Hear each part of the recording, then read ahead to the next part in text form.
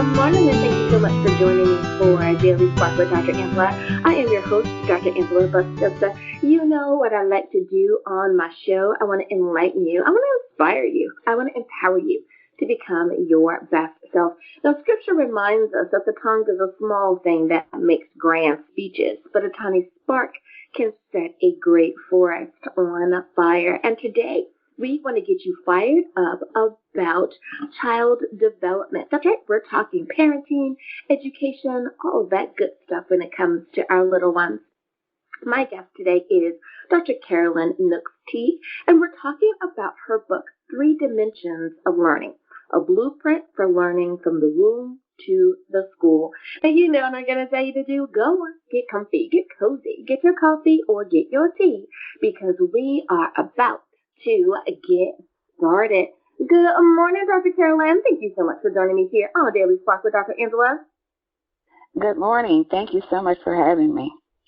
Absolutely. Now, I cannot wait to pick your brain about your book, but as is tradition here on the show, we always give our guests an opportunity to tell us a little bit about themselves for perhaps the few people out there that may be unfamiliar with you. So my first question, Dr. Carolyn, is what makes you you? My passion and love for children. I'm a retired elementary teacher. I've also been the director for preschool. I am a vision therapist, and I love to research. And I am an author.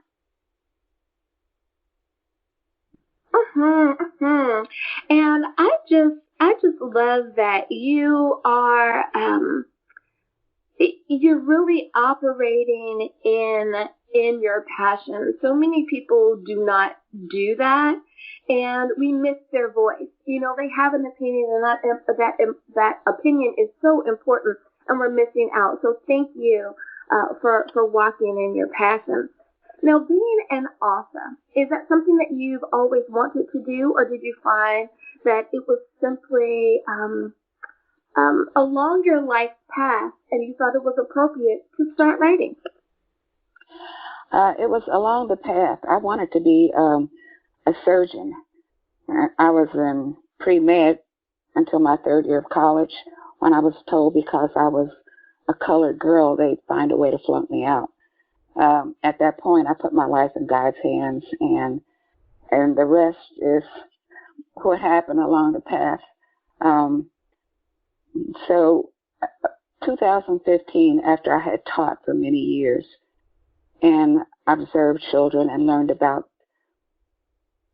hidden truths that most people don't know about, I knew that I wanted to share what I had learned with parents and educators, because what I learned can change children's lives, and I just needed to share that.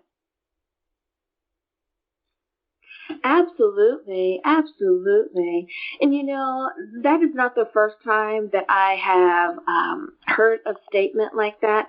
Unfortunately, there are so many people that have those stories of someone deterring them based on either ethnicity, race, or gender. And it's just really sad that those stories are still happening even till today. So thank you for mentioning that, because someone needed to hear that. Wow, that happened to her too. So thank you for mentioning that. Now, speaking of education, you didn't just kind of stop. You didn't let that necessarily derail you on reaching the heights in education. If I understand correctly, you have your doctorate in educational leadership, brain compatibility learning. Can you tell us a little bit about that? Yes. Well, again, God works miracles in my life. That's all I can say. When I let go and just put him in charge, things began to happen and doors opened. And I was sitting in front of the computer one day at school, and I got an email about seminars at Harvard Medical School about how the brain learns. And I thought that was so fascinating, and I'm just a person that wants to know more and more and more. And so I said, this would be great for the whole staff. If I can get other teachers to go with me, I want to go to this seminar. Well, when I asked other teachers about it, nobody had received the email but me. And I said, oh, wow, this must be a message for me from God. And I said, I don't know how I'm going to afford this, how this is going to happen, but God is going to make a way. And he did. And I went to these seminars. I learned about brain compatible learning, how the brain learns. I was already a science person, so it came very easy for me. And so I decided that I wanted to work on a doctorate and get all that I could get. Well, they didn't offer anything about brain compatible learning at Cincinnati University at that time. In fact, most universities didn't have that information. So I had to get 2 comprehensive exams out of the way and to get my degree. But because I knew it was God's path for me, I was determined, and he opened the door for me every time. And I was successful. I received my doctorate in how the brain learns. And it just changed so much for me. And I knew then that I had to share this information with parents and teachers. Absolutely. Oh, I love that. I love that. So the title of your book, 3 Dimensions of Learning, A Blueprint for Learning from the Womb to the School. How did you come about that title? Well, in the middle of the night in 2015, I had an idea. I knew that I wanted to share, but I didn't know really how to get started. And something just woke me up. God was speaking to my spirit. And I was told that, look at the child, follow the child. You know, there are a lot of books on development, but they just look at the baby, the infant. Follow the child from the womb, where he begins learning, to the school, where that learning is applied. And that's how I came up with 3 dimensions of learning, from the womb to the home to the school. I love it. I love it. You know, and I like how everyone includes that part. Like, something woke me up, and it's like, we definitely know that is God moving in our lives at that moment. I just call them, God moments. And it's like, yep, because there's no way for some of the things that we would have done, that on our own if God had not given us those promptings. So I love it. I love it. Now, when you were putting the book together, did you have a particular audience in mind? For example, were you thinking this is best for those that are parent age, or did you include perhaps our high school, as young as high schoolers? What were you thinking age-wise is the perfect reader? I was thinking young people that are thinking about starting a family, making them aware of certain things that maybe they hadn't read about in developmental books or heard about on programs for babies. I wanted them to understand things that I understood. And throughout the days and months, I would awaken in the morning and make notes in my notebook that I kept by my bed. And I knew it was God inspired, because when I read them back, it was like, did I write that? It was unbelievable. And so I wanted it for people who wanted to become parents, as well as people who already had children. And then I wanted to share information with educators, so I could see the progression from the womb to the school. It was made very clear to me. And so that's what I wanted to reach. I love it. I love it. Now, there's one thing that you mentioned within your subtitle, a blueprint for learning. I like that part. Can you explain or expound a little bit more? What did you mean by blueprint for learning? Okay, well, I meant that God has designed us with a blueprint, which is our brain and the way it develops. If we follow that blueprint, if we follow the way the brain develops, we'll know what's important in the development of that child. For example, the brain stem develops first, which controls hunger and body temperature, all the things that we don't control. The next thing that develops is the cerebellum. That's the part of the brain that controls movement, and that's the movement that is involuntary that takes place in the womb, which helps the brain to develop. Without that movement, the brain doesn't develop properly. And so the third thing that develops is the center of the brain, which is called the limbic system. And that is the center of memories and emotions.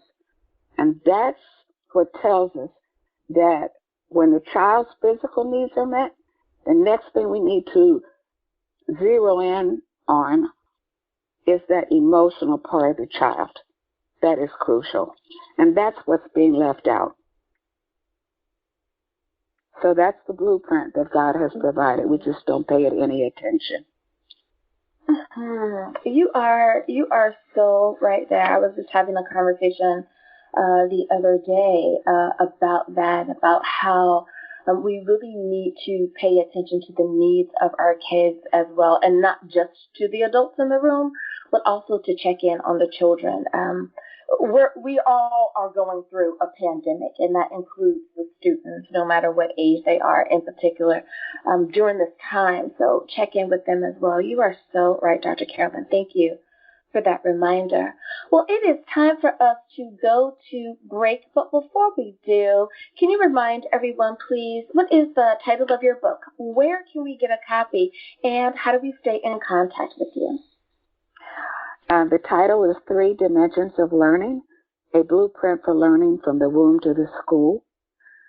It can be found on Amazon, on Archway Publishing, and my website, which is learnerblueprints.com. Now you know where you can get a copy of the book. We'll be back.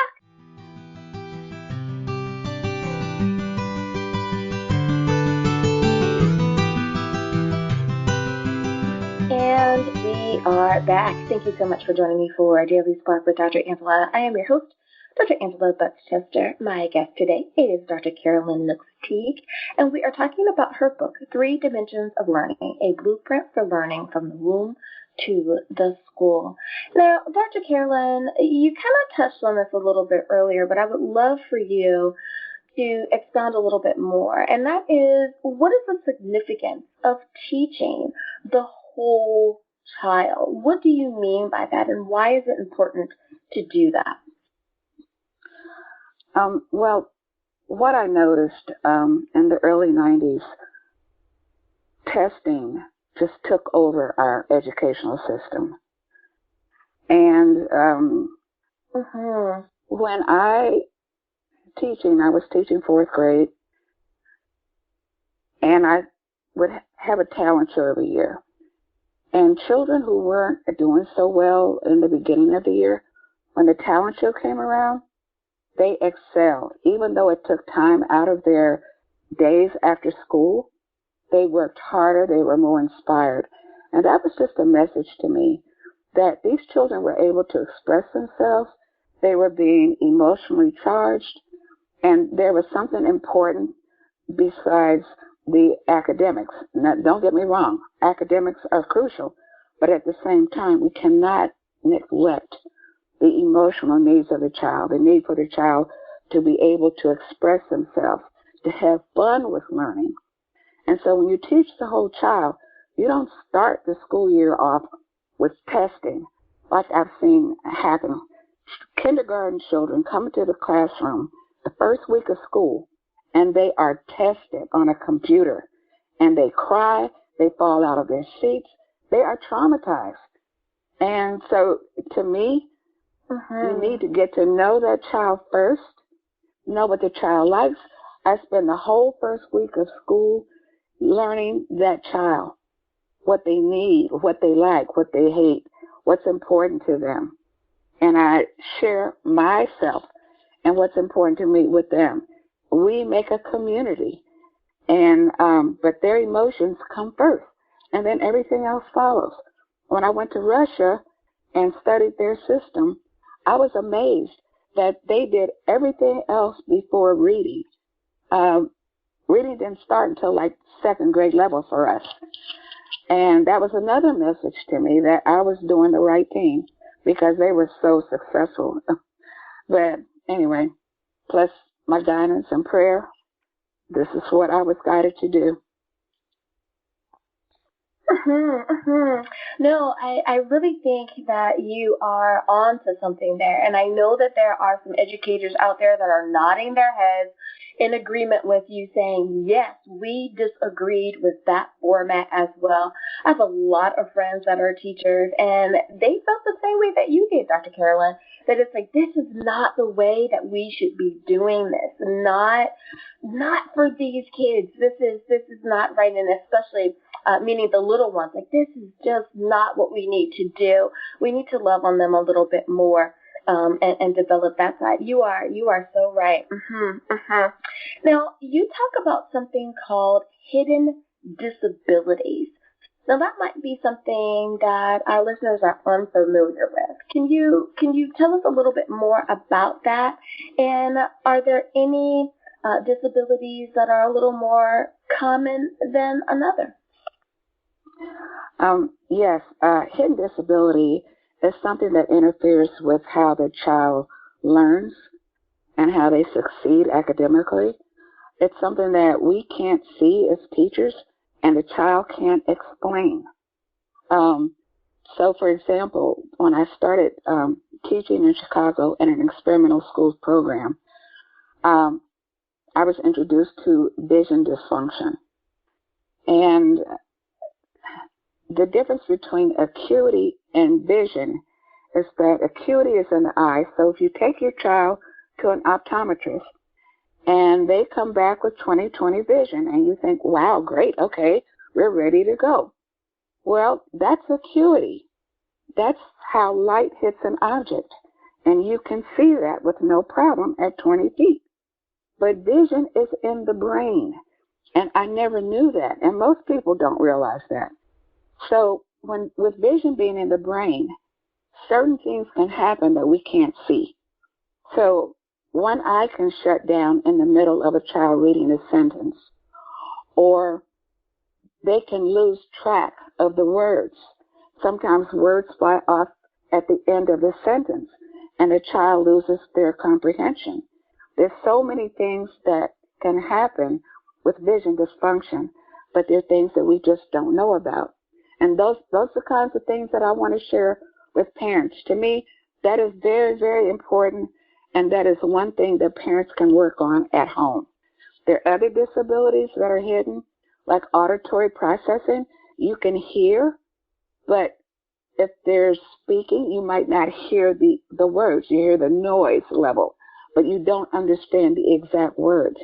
People are not aware of that, and children can't explain that to you. Gender confusion is another disability. You don't really see it until later on in the child's life. And so anyway, the main thing for me with academics was vision dysfunction. And I'm just shocked at how many educators have never heard of it.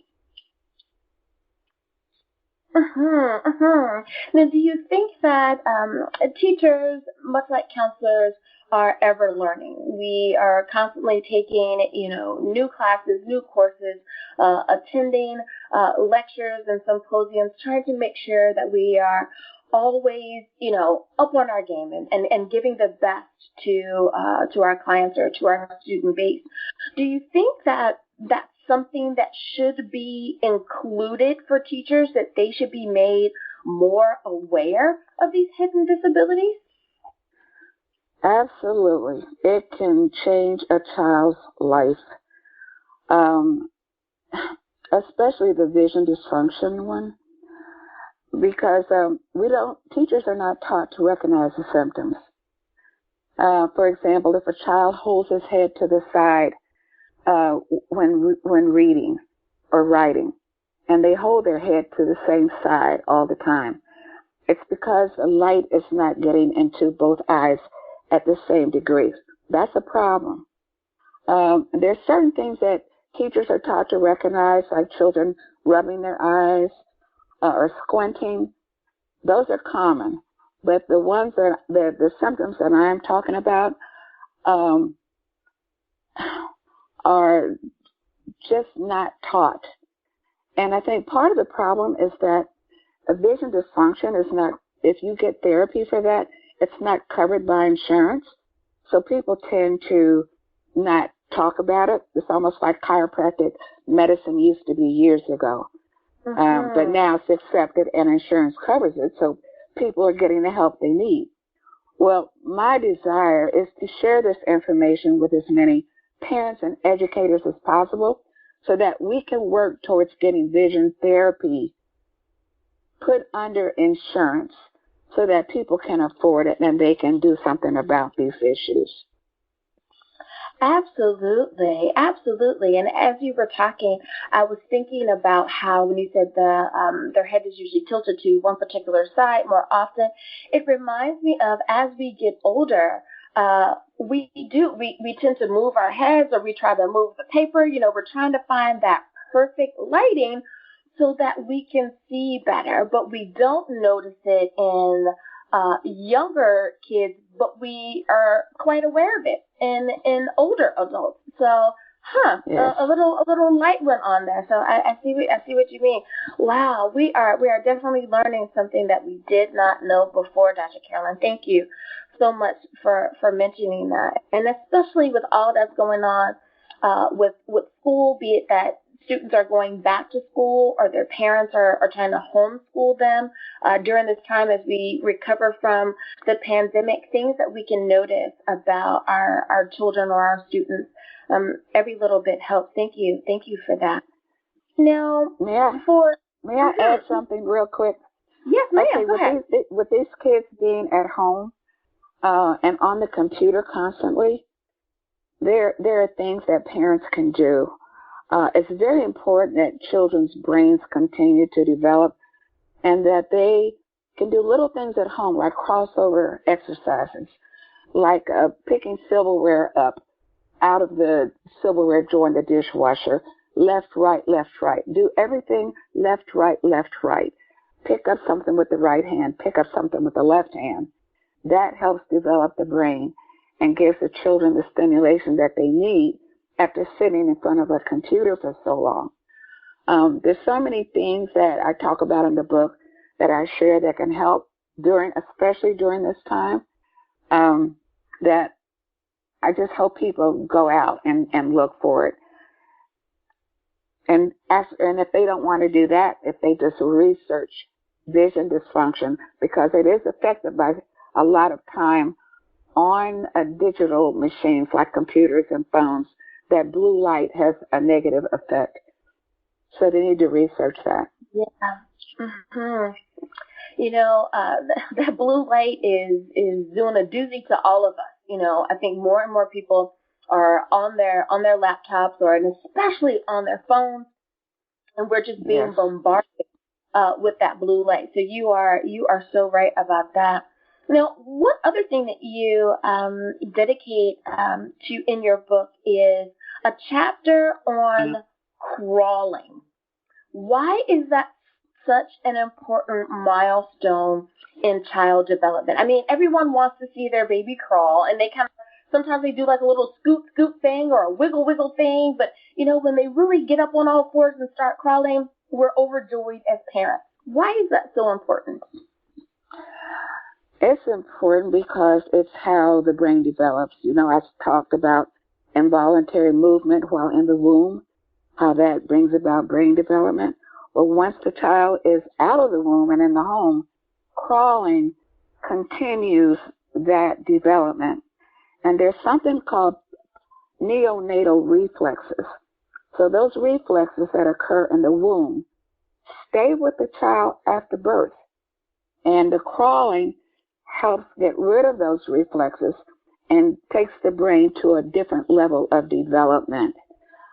People are so anxious, sorry dads, but especially dads, they're so anxious to see their kids walk, especially if it's a boy. They want them to walk, they want them to do everything early. And I just tell people, please, give your child time on their stomachs, give them time to crawl, encourage crawling, because that's how the brain develops. And that's how sensory input is taken to the right place and dealt with in the right place. Without crawling, children end up with sensory processing disorders or holding on to those neonatal-reflexes, and it has a lasting effect on their academic life. So thanks for asking. Oh, absolutely, because I know there's someone out there going, what? I had no idea. How come no one told me this? I need this information. Because there's that parent out there that really and truly wants to do what is best for their child. And if you're telling them that time down crawling is what's best, someone just put their baby down on the rug and said, scoot, honey, scoot, because they realize that that's important. Okay, so we don't need to hold them up and try to get them to walk, but allow them to crawl. Thank you so much for that. Now, for the person who says, she's talking about, stuff that you can do with your children. Someone's always saying what's best for our kids. What makes her so special? So on behalf of the person who's the naysayer, because, we always have that person who wants to be a little resistant, what makes your book different, or what makes your book stand out a little bit from some of the others, Dr. Carolyn? I think that in many books, people give good information, but it's not founded on how God has designed us and our brain. That blueprint is important. And when parents have a question, I just take them back to the way the brain develops and what's important. And there's so many examples.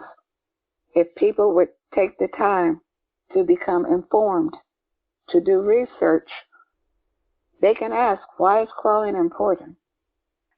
Around the world, there's research on these topics. And I sort of forgot your question now. That's okay. No, I think that you have answered it, because you were saying that what makes your book different is the God aspect of it. That it's not just heavy to one side or the other, but that you have included a more holistic approach to the information. You're sharing the science, but you're also being mindful of the spirit of parent and child. And I love that. I love it. Well, Dr. Carolyn, I just have one last question for you, and that is, for anyone who picks up a copy of the book, I know that if I had a little one, I would definitely do it. I'm thinking this is a great gift to give for anyone who has, especially a young student. What a great gift to give to that person, especially with us being home right now. But with that being said, what do you want for a reader of your book to take away? I know there's several things you want them to take away, but what is the main thing you want to make sure that they understand having read your book? Well, the big understanding is that they are in power. They have the power to either stifle their children or empower them. And a lot of the things that they do in the home can do either or. And if they understand what can empower their children, I know if they're listening to your program, that is exactly what they want to do. They want to give their children the best possible future and do everything in their power to make life good for their children. The other thing is that it's important to look at the physical, the mental, the emotional, and spiritual needs of the child. When you do this, you give that child resiliency. We cannot make it in this world without being resilient. And that's something that can be taught from early on.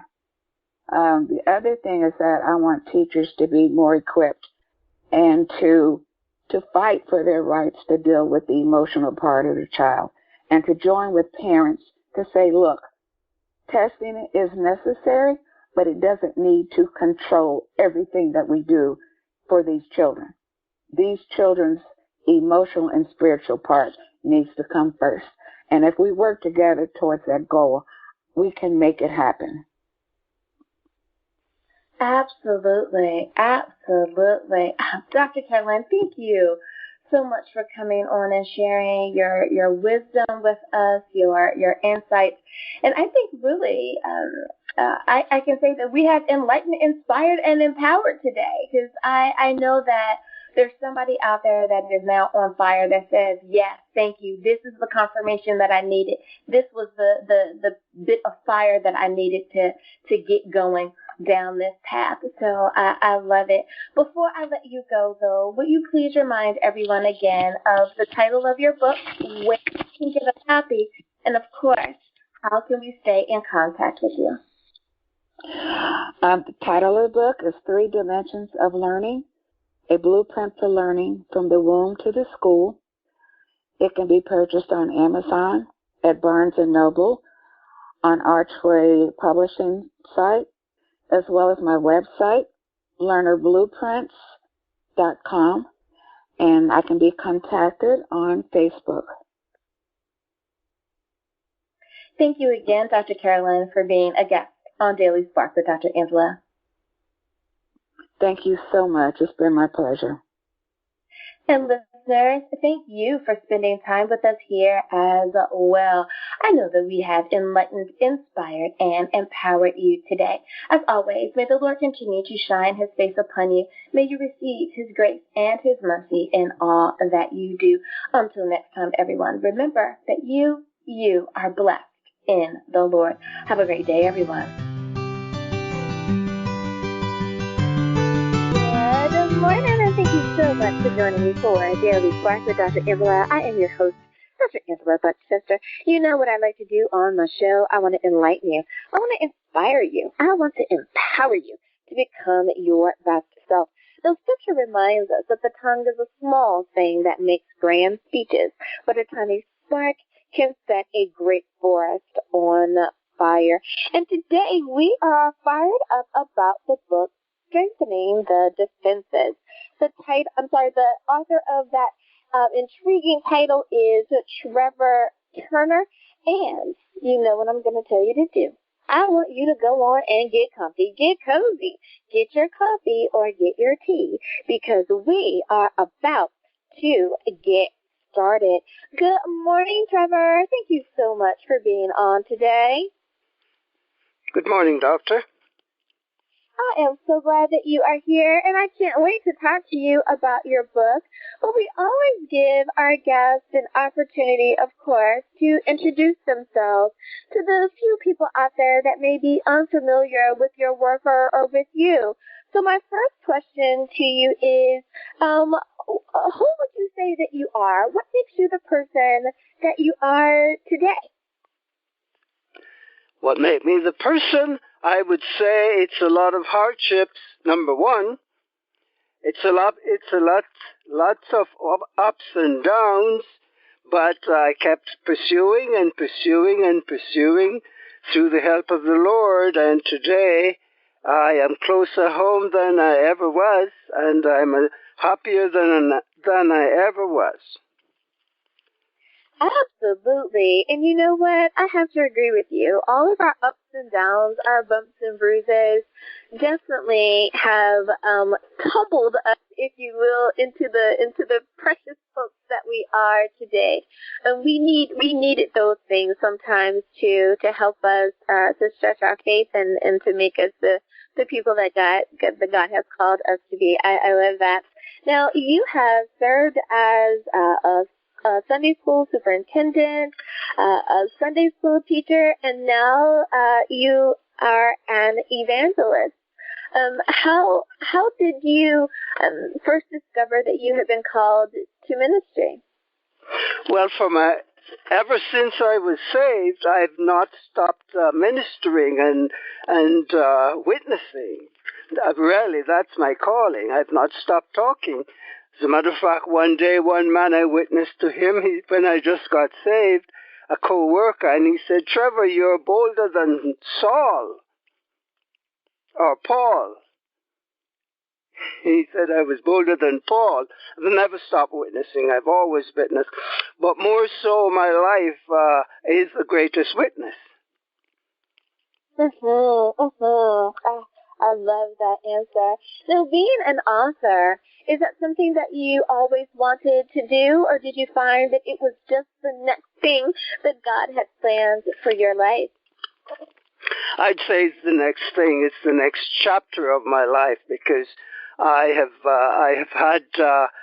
have indulgences in accounting, architectural drafting, life insurance, sales, and I've had my own business, bed and breakfast and property management. I've been in real estate. I've had my real estate license. Never thought I would be a writer, but in some of my courses, I've always been encouraged that this article should be published, or you have a gift. And then after retirement, I decided, well, this is indeed what I want to do. I took up a writing course, and I did very well, creative writing, and so I've started, and this is my third book. Now, speaking of books, the title of the book that we're going to talk about today is Strengthening the Defenses. I like that title, quite intriguing. How did you come about your title? Well, as it is, it's like, I guess it's an inspiration from God. When I thought of titles and thought of it, I said, this is it, because this is the theme of the book is to encourage and strengthen each brother or sister. And that is my real thrust, is to encourage the reader to come to that point in life where they take the gospel or their salvation as the most important thing. And as such, that title came to mind. Now, what inspired you to get the book published when you did? Was there anything that kind of prompted you and said, now is the time to put this book out? Well, as I said, this is my third book, and I think these are my best thoughts, really, that I think would do well in any home or to any reader, and would solidify any life that is seeking a better outlook on life, or a better place, a destination. I can understand that.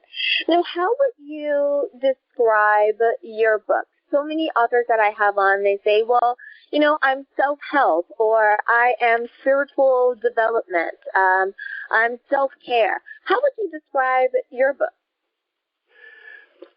My book it's an appeal.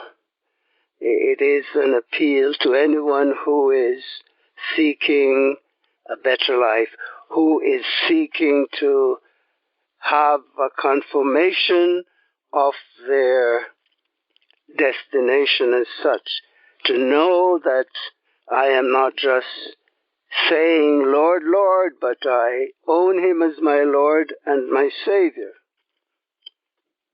So it's an appeal to anyone who is seeking and wanting to know for sure the truth about God and their relationship with God.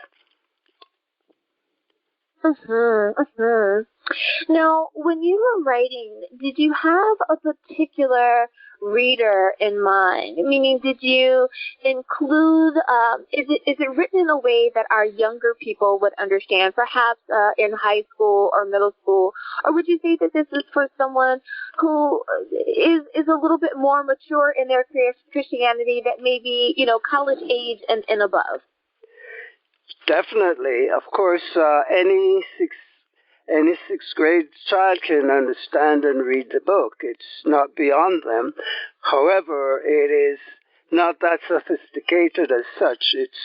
It will appeal especially to the educated person, though, I think, the college student or college graduate, because it has a lot of reflections that perhaps only those who have attained a certain degree in life that could understand some of the things that are being set forth in the book. But anyone can read and understand that book. So then if I understand you correctly, you're also saying that you could be someone new to the faith, or you could be someone who's also grown up in church or mature in the faith, that it is a good read and it's well-rounded for anyone who chooses to read a copy. Precisely. The grandchild can read it to hear her grandfather or grandmother, and the mother can read it to his or her parents. It's quite easily understood by the average reader too. Now, when you were writing, Trevor, did you find that you needed to be away from just the goings on of the day? I know that many authors need that quiet place to go to write, while others perhaps enjoy the hustle and bustle of a Starbucks or being, in a more public or noisy environment because it helps them concentrate. What type of environment or atmosphere did you need while you were writing? Nothing in particular. I do my job as usual. I go to the gym as usual. I come home, and if I have to prepare a meal, although I live with my wife and a daughter, but if my wife was away, if my daughter was at work, and I just continue writing, but I didn't need any special place or vacation to go and write. Things come and I research and I keep going and going until I fulfill my obligation. I've completed the book, my thoughts laid out, but I didn't need specifically any quiet time. No. And I love asking that question because we never know how that inspires the next person. There may be someone out there who thinks, well, in order for me to write, I have to go off to the cabin for the weekend, laptop in hand and type out this book, and I'm just not able to do that. But what you're saying is that as long as you have your place, whatever that is, and you're able to work in that space, then that's what's proper and true for you. I love that. Now, that's correct, because most of what's written there, too, of course, nothing is new under the sun. A lot of things come from other writers, come from the Bible, come from life's experience, and as such, I am not, there is really nothing new. Everything is there. It's just a reminder of what has already been written by others, but sent down to us by God, and my own thoughts personalized. So there's nothing really new. Every man can empathize or connect with whatever is there. It's nothing new, and yet it's exciting. Yeah. Now, would you suggest that once you've picked up a copy of the book, do you suggest that the reader read your book from cover to cover, or are they able to just simply, start reading anywhere? What is your suggestion for them to really get the most out of the book? Well, there are many books that I have here written by Christian authors that I read and go back over, and I don't read it all together one time. So I would suggest read a chapter and continue in like that. Don't just read the whole book one day. Read a chapter one day at a time, and when it's all over, you can have it on your desk and come back to it to reread, because there is so much in there that we need to digest, that it's not going to be justice is not going to be done just by reading it once. You are so right. And it is amazing how, depending on where we are in our own personal growth, you're right. We could read a book in 1 year, fast forward 5 years from now, read it again, and go, I didn't know that was in there. That's great. Even though nothing has changed about the book, because it's a book. Yes. But yet and still you didn't have the same understanding. Maybe perhaps you have a different clarity or a different understanding. And you're right. You can get so much out of a book simply by reading it that way. I love it. Well, Trevor, it is time for us to go to break. But before we do, can you remind everyone, please, what is the title of your book? Where can we get a copy? And, of course, how do we stay in contact with you? Well, the title of the book is Strengthening the Defenses, Be Strong in the Lord, and you can get copies at Amazon, Barnes & Nobles, and you can be in contact with Dr. Angela on the radio. Absolutely. Well, now you know where you can get a copy of the book. We'll be back right after this.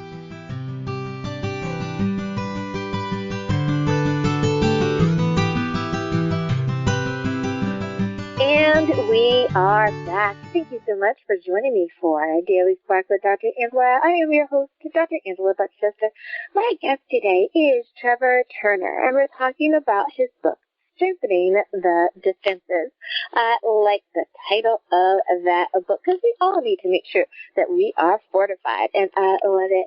So, Trevor, with everything that is going on in the world today, so many people are asking, you wrote a book and it was maybe relevant for even last year, but COVID is here now.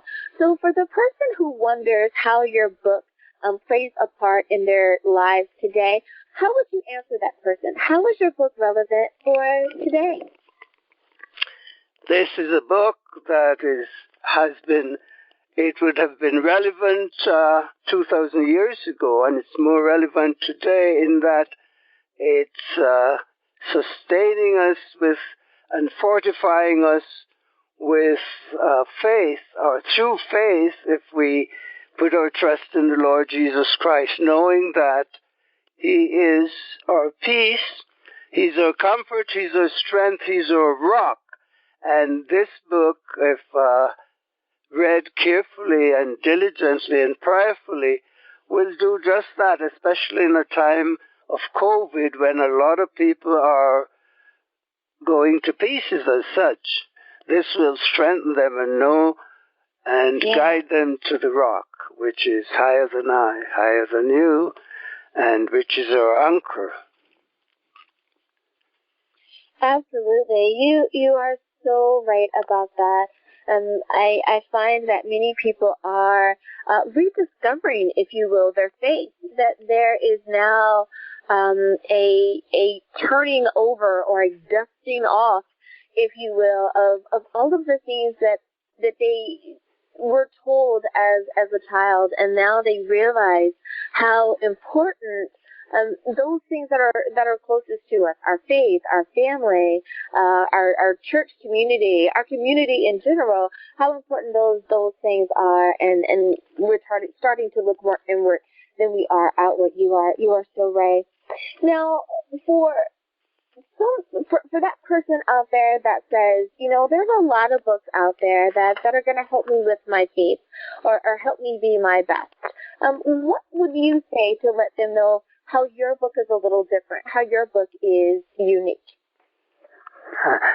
Well, I would not altogether use that word unique with my book, but most of it is a personal experience that one could walk with me through the book and have a closer relationship as a brother, and find and know that he has, for the last 60 years, been walking with God and finding Him sufficient.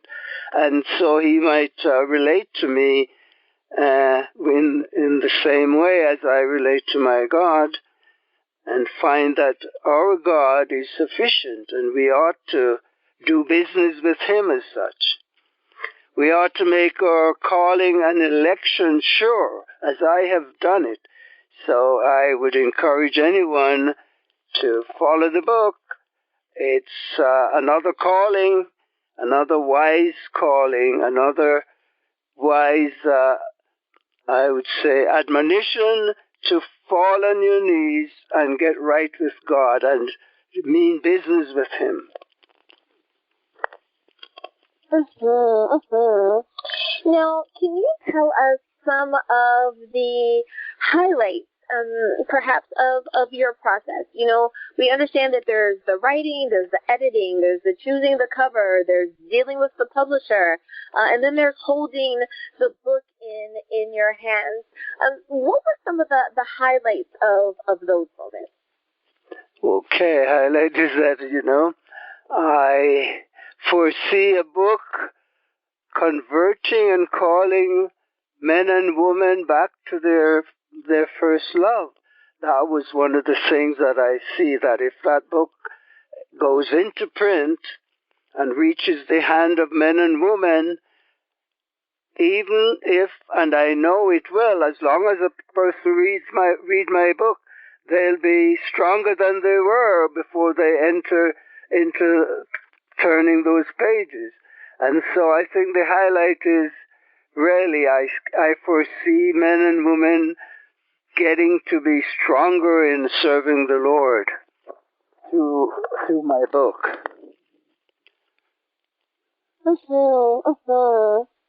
Now, for so many writers, they want to make sure that the reader has a takeaway message. That it's like, if you don't remember anything else, please remember this message. Did you find that you were writing such nuggets of wisdom into your book as well? And if you did, can you share maybe one of those messages that you placed in the book? Okay. I think I'll read part of this book on page 68. Just one sec.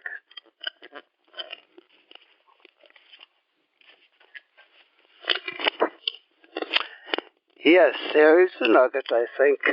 Many today who are supposed to be in the camp are doing just that. They are gambling with their souls for wealth. Wealth or position has taken the place of godly living, and many are busy enjoying themselves to the expense of famished souls. It is a poor choice now, and poorer still, they will realize that on that great day, in eternity, everything will be magnified 1 billion times, and our sights will have become the clearest. No longer will we see things dimly, but everything will be made crystal clear. Those in hell will see why they could not be admitted to heaven, and those in heaven will know that any hardship or deprivation was all for our good. To be present in His presence diminishes 1 billionfold every hardship suffered while here on earth. Thank you so much for sharing that. I really and truly do appreciate your having shared that. Now, for so many writers, they say, this is the last book. My goal was to write a series or to write, 1, 2, 3, 4, 5 books, whatever it is. And this is it. I'm done. Others say I'm going to keep writing until I cannot type another page. So my question to you is, what is in store for Trevor Turner? Do you aspire to keep writing and to keep sharing with the world? As the Lord leads, I know that the Lord has a plan for me. I'm doing evangelistic work. Of course, that's a part of my life.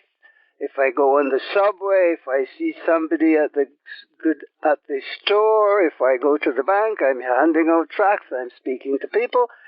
And through the written word, I think I'm not sure whether or not I will have anything else to write, but the Lord knows.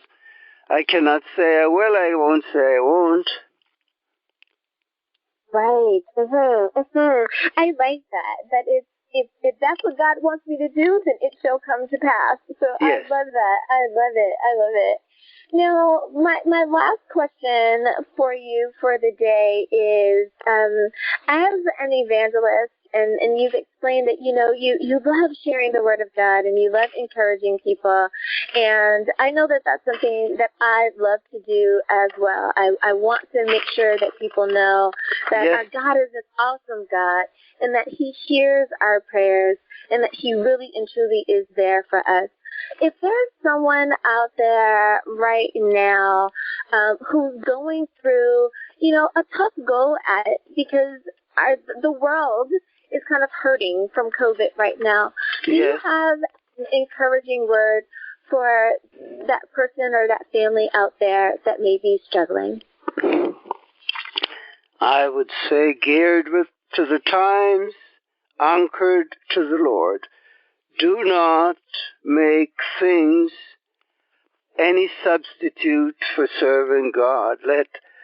Let God be pleased with your service and give him your best.